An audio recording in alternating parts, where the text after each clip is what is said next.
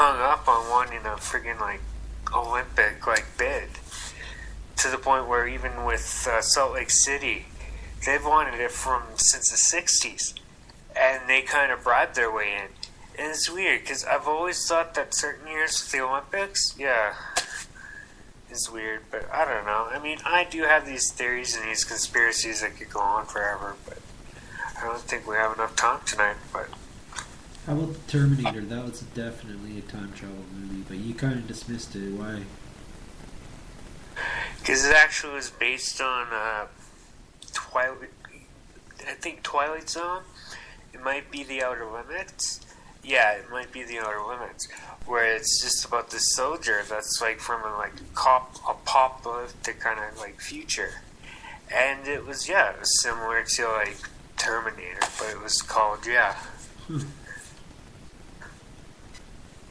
And Quantum Leap, that's another time travel one where a guy travels, he does kind of good deeds, doesn't he? And then he travels, he leaps. He doesn't do a leap unless he ties up the loose ends of whatever thing he is. So he's kind of almost like an angel or something.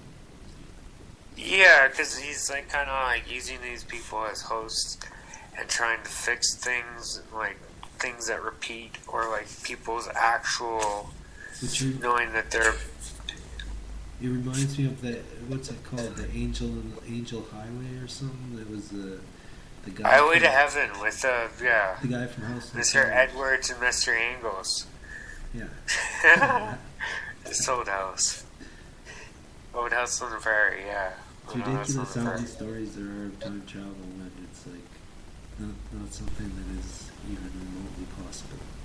Well, I don't know. Would you ever want to go back to like the 1880s, like the 1800s, and go, "Yay, partner"? I can't do that.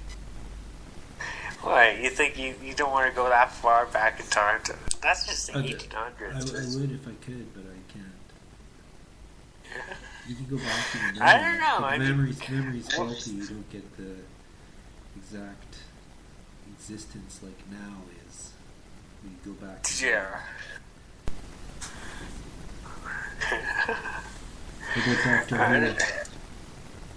Oh, that's a no-brainer. I mean, there's so much like material with Doctor Who, and how that even there's people that even do fan videos now. They kind of do their own kind of take on the Doctor.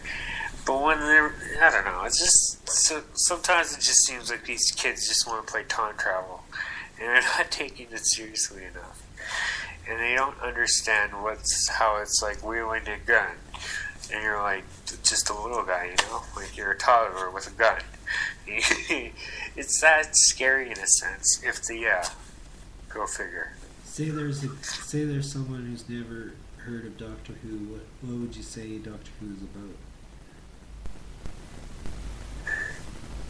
Father Time, pretty much.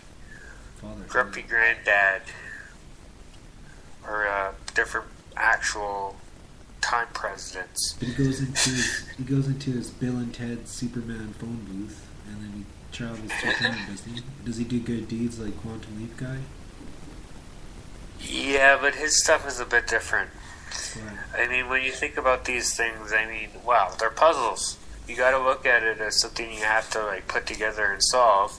And when it's like everything's solved and done, you can carry on and go to the next point that you get. I mean, I don't know. He's always had a really kind of cool, like, different enemies over the years that were no longer just monsters and aliens, but thing that you kind of understand when you're watching Doctor Who and the type of aliens he encounters. I mean, it is kind of dry and kind of like old British kind of like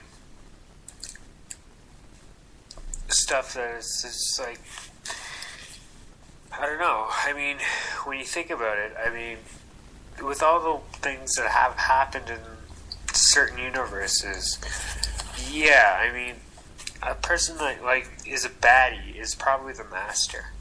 And the Master is actually kind of a person that does the whole kind of paradox. Yeah, putting it onto another train of reality, I guess. I don't know. It's just that you gotta remember that even with these, like, certain thing, like normal time travel is still not totally explored, only just, theories and stuff. Well, I'm going to play a short song. This is Cyanide Breath Mint by Beck.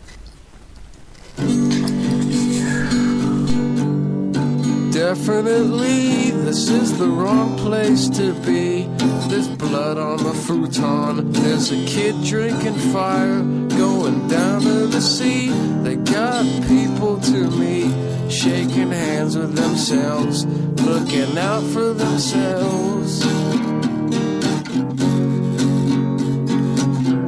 When they ask you for credit, give them a branch. When they want you to get it, chew on the grass. I know, 'cause they told me to tell you. There's nothing to tell you, there's nothing to sell you. In the afternoon, riding the scapegoat, burning equipment, decomposing. Cool off your jets, take off your sweats. I got a funny feeling they got plastic in the afterlife. When they want you to cry, leap into the sky. When they suck your mind like a pigeon you fly. I know, it's the positive people running from their time, looking for some feeling.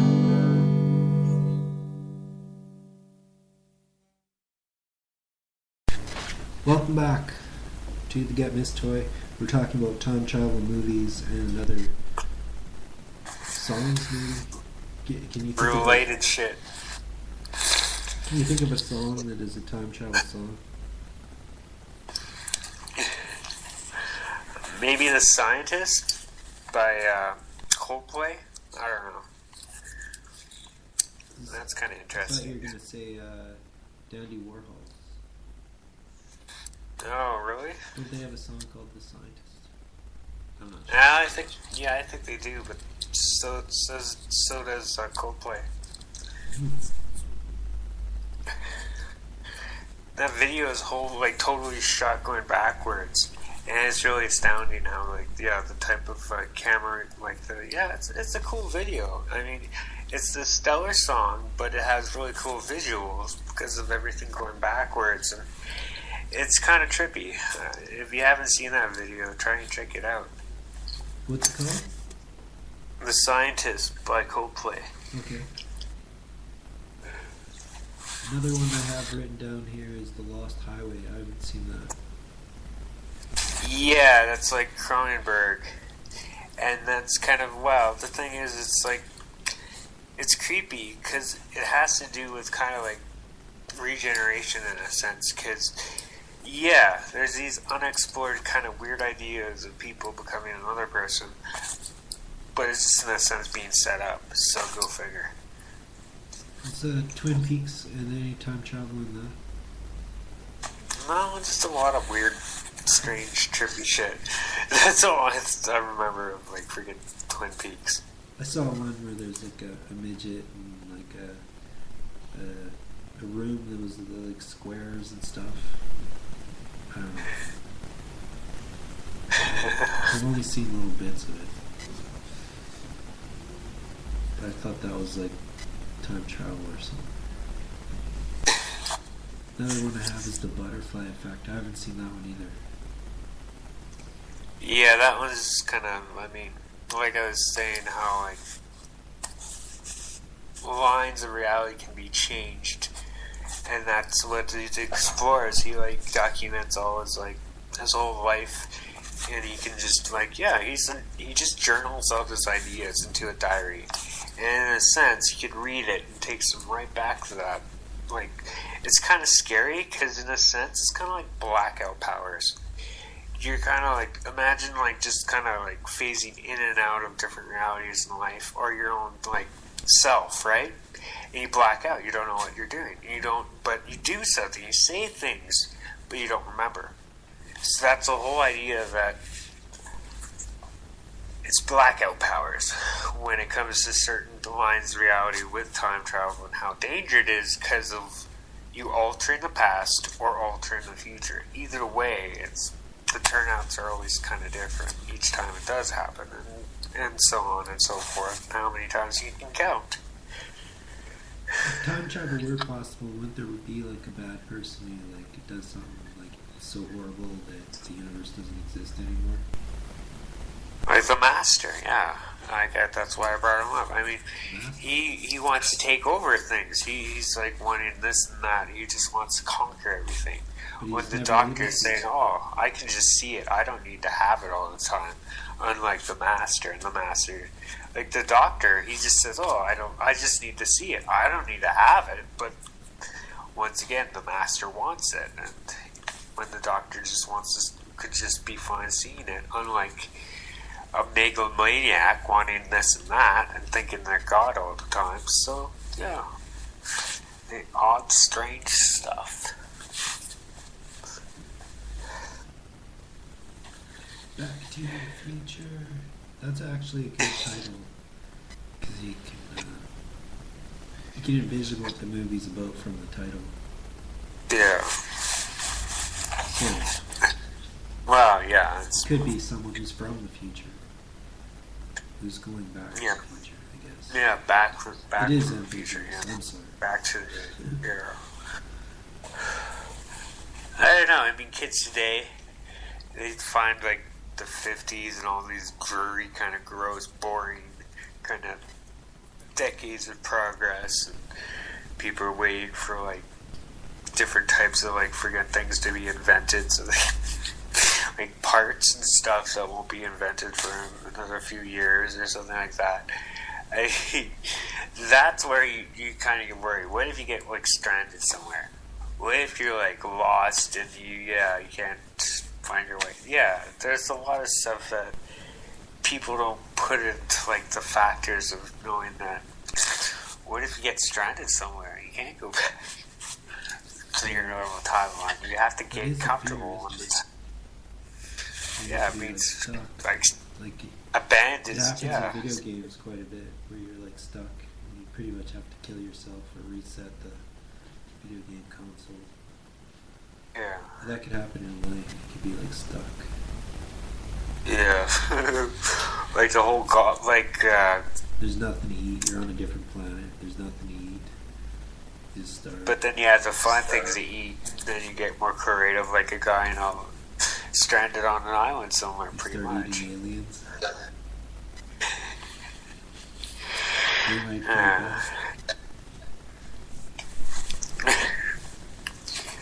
I don't know, being stranded is not always fun. No. Have you time traveled?